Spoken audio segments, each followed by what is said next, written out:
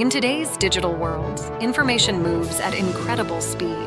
From video calls and online gaming to cloud computing and smart cities, everything depends on fast and reliable communication. A high-speed data network is a system that allows data, such as text, images, audio, and video, to travel quickly between devices across short or long distances. Using advanced technologies like fiber optic cables, wireless transmission, and high-bandwidth routers, these networks can transfer massive amounts of data in just seconds. High-speed data networks reduce delays, improve performance, and keep people, businesses, and machines connected in real time. They form the backbone of modern technologies such as 5G, the Internet of Things, artificial intelligence, and global communication systems. Simply put, high-speed data networks make our fast-paced digital life possible. Before the internet and high-speed networks we use today, computers worked alone. They could not easily share information with each other. The foundation of computer networking began in the 1960s, led by scientists and researchers working on communication systems. One of the most important pioneers was J.C.R. Licklider, an American psychologist and computer scientist. He introduced the idea of an intergalactic computer network, where computers around the world could be connected and share data. Later, Vinton Cerf and Robert Kahn, known as the fathers of the Internet, developed TCP/IP, a set of rules that allows computers to... Let us start with a message signal, such as human speech. This signal has low frequency and cannot travel long distances by itself.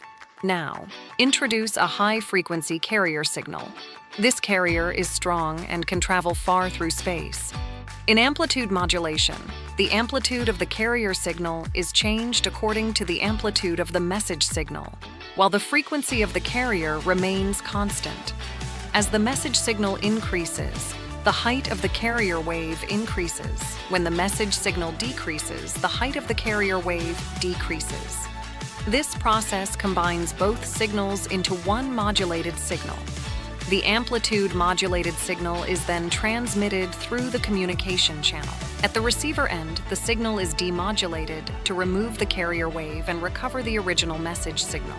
Thus, amplitude modulation allows information to be sent over long distances using a carrier wave. What is frequency modulation, FM? Have you ever wondered how your favorite radio station sends music through the air? Let's explore frequency modulation, or FM, a clever way radios carry sound.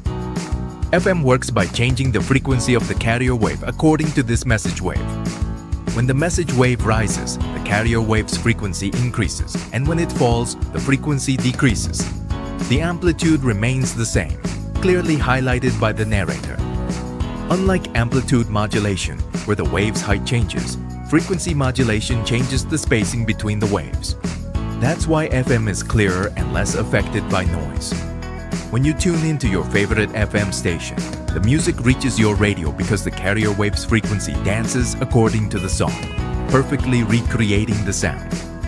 Finally, frequency modulation is all about changing frequency while keeping amplitude the same, a simple yet brilliant way to carry music and voice through the air. Understanding pulse modulation.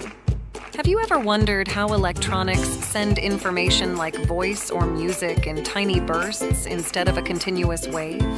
That's what pulse modulation does. In pulse modulation, the continuous signal is converted into a series of discrete pulses. Each pulse carries information about the original signal. In pulse amplitude modulation, the height of each pulse represents the amplitude of the signal at that instant. In pulse width modulation, the width or duration of each pulse changes depending on the signal. In pulse position modulation, the position of each pulse changes according to the signal. These pulses can be sent over long distances, stored digitally, or processed by electronics. Because pulses are discrete, they are less affected by noise, making the signal more reliable. In short, pulse modulation is like taking snapshots of a wave and using the size, width, or timing of each snapshot to carry information. Let's wrap up what we've learned about 3 common ways to send information using waves. Amplitude modulation, or AM, changes the height of the wave to carry the message. It's simple, but can be affected by noise. Frequency modulation, or FM, keeps the wave's height constant and changes its frequency instead, giving clearer sound that's less sensitive to interference. Finally, pulse modulation converts the signal into discrete pulses.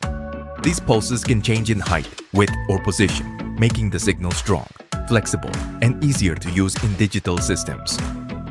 All three methods turn invisible waves into sound, music, or information we can enjoy. AM is simple, FM is clear, and pulse modulation is precise and digital-friendly. Together, they show the amazing ways engineers send messages through the air.